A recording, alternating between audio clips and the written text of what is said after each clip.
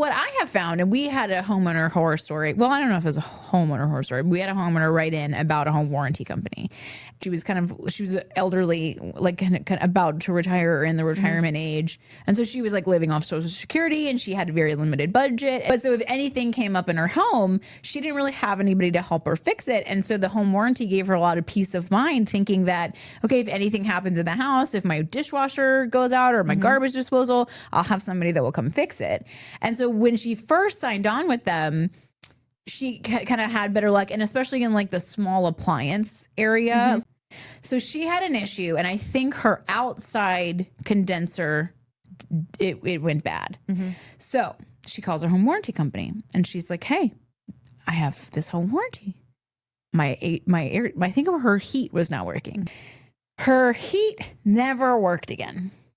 And when I say replace the inside one too, they did not. They only replaced the outside.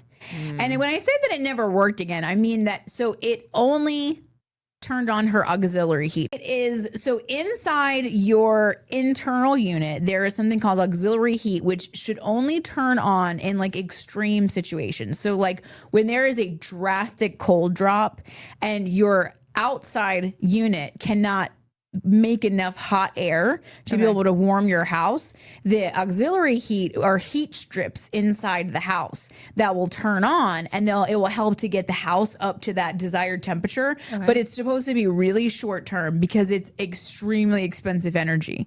So those the heat strips will drive your electric bill. Her next electricity bill was $400 because the entire month her heat was running off the auxiliary heat strips. Oh my God. So she ended up, because she's on a budget and she didn't know why her electricity bill was so high. She had no idea that her unit was running off auxiliary heat.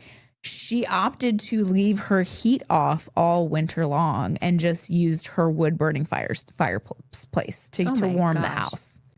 So she called an HVAC company to be like, listen, I don't know what's going on. My electricity bill was so high. They immediately knew what it was. When was your outside unit replaced? And she was like, last year. They're like, okay, well, the unit that they replaced it with was made in 2008. So they put in I think at the time it was a 15-year-old. So basically what happens is these home warranty companies don't pay nearly enough money that they need to these